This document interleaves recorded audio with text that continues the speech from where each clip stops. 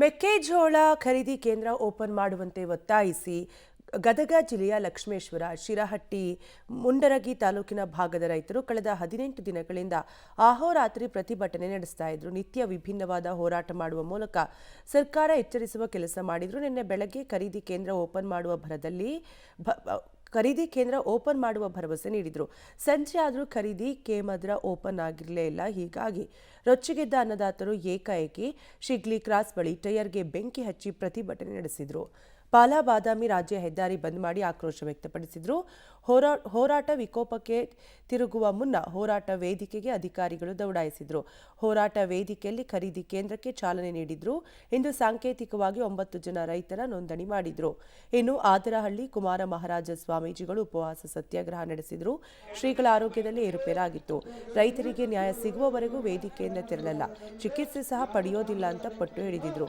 ಸ್ಥಳಕ್ಕೆ ಜಿಲ್ಲಾಧಿಕಾರಿ ಸಿಎನ್ ಶ್ರೀಧರ್ ಆಗಮಿಸಿ ಶ್ರೀಗಳ ಆರೋಗ್ಯ ವಿಚಾರಿಸಿ ಖರೀದಿ ಕೇಂದ್ರಕ್ಕೆ ಅಸ್ತು ಎಂದರು. ಅತ್ತ ರೈತರನ್ನ ಮನವೊಲಿಸಿದ್ರೆ ಸ್ವಾಮೀಜಿಗಳಿಗೆ ಎಳನೀರು ಕುಡಿಸುವ ಮೂಲಕ ಉಪವಾಸ ಅಂತ್ಯಗೊಳಿಸಿದರು.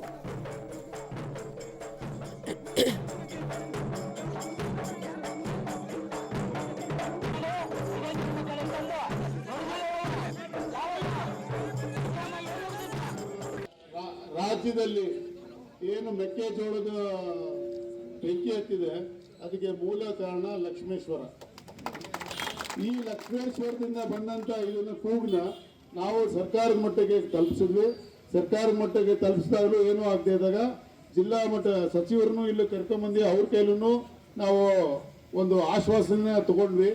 ಅದೇ ರೀತಿಯಾಗಿ ಸಚಿವರು ಚೀಫ್ ಮಿನಿಸ್ಟರ್ ಜೊತೆಗೆ ಟೈಮಿಂಗ್ ತಗೊಂಡು 2 ಬಾರಿ ಮೀಟಿಂಗ್ ಮಾಡಿದ್ರು.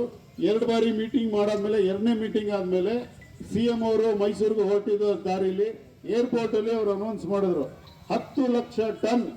ನಾವು ನಮ್ಮ ಜಿಲ್ಲೆಯಲ್ಲಿ ಯಾರು ಕಣತೆರಿತಿದ್ದಿಲ್ಲ, ರಾಜ್ಯದಲ್ಲೇ ಮೆಕ್ಕೆಜೋಳದ ಬಗ್ಗೆ ಕಣತೆರಿತಿಲ್ಲ.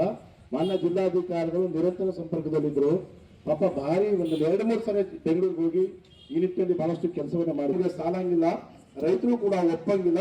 ಅದು ಸರ್ಕಾರದಲ್ಲಿ 9 ಜಿಲ್ಲಾಧಿಕಾರಿಗಳು ಕೂಡ ಇದೇ ಒಂದು ಸಂದೇಶವನ್ನ ACS ನವರಿಗೆ ಕೊಟ್ಟಿದ್ದಾರೆ. ಹಾಗಾಗಿ ಆ ನಿರ್ಣಯ ಸರ್ಕಾರ ಹಂತದಲ್ಲಿ ಇರೋದ್ರಿಂದ ಒಂದು 2-3 ದಿನ ಏನು ಖರೀದಿ ಕೇಂದ್ರ ಪ್ರಾರಂಭ ಆಗುತ್ತೆ. ಈಗ ನೋಂದಣಿ ಕೇಂದ್ರ ಪ್ರಾರಂಭ ಆಯಿತು. ಖರೀದಿ ನೋಂದಣಿ ಮತ್ತು ಖರೀದಿ ನಾನು ಆರ್ಡರ್ ಕೂಡ ನೋಡಿದ್ದೀನಿ. 3 ದಿನ ನೋಂದಣಿ ಆಗತ್ತೆ. 4ನೇ ದಿನದಿಂದ ಕೂಡ ನೋಂದಣಿ ಮತ್ತು